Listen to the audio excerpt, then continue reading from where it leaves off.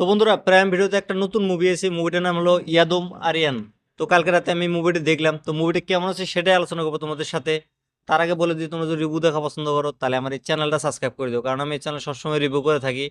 আর তোমরা যদি মুভিটা দেখতে চাও, অ্যামাজন প্রাইম ভিডিওতে যা দেখতে পারো, সেখানে হিন্দি ডাবিংয়ে অ্যাভেলেবেল আছে। এই মুভিটা দেখার জন্য তোমাদেরকে 1 ঘন্টা 32 মিনিটের সময় দিতে লাগবো। এটা একটা ক্রাইম থ্রিলার সাসপেন্স ফিল্ম। যারা যারা থ্রিলার মুভি দেখা পছন্দ করো তাদের জন্য এই মুভিটা খুবই ভালো হবো।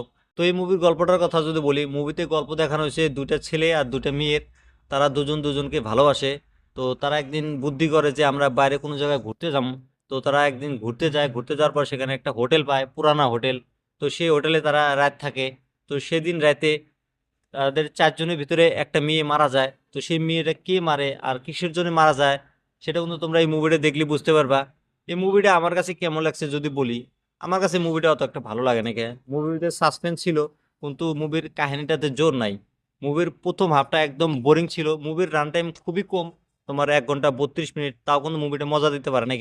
মুভির সাসপেন্স ভালো ছিল, কিন্তু মুভির কাহিনীটাতে জোর ছিল না। তো মুভির যে লাস্টের দিকে ক্লাইম্যাক্সটা যে দেখাইছে, সেই ক্লাইম্যাক্সটা দেখে আমার মাথা ঘুরে গেছে ভাই।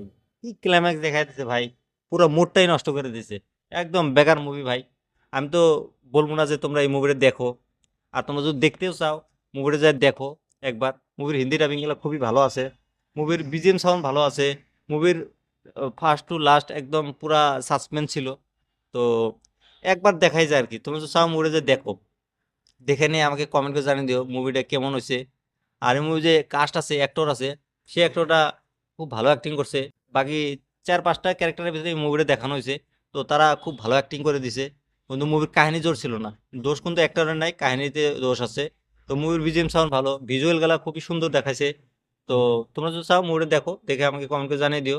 আর আমার রিভিউটা কেমন লাগছে সেটাও তোমরা কমেন্ট করে জানিয়ে দিও। এরকম রিভিউ দেখার জন্য আমার এই চ্যানেলটা সাবস্ক্রাইব করে দিও।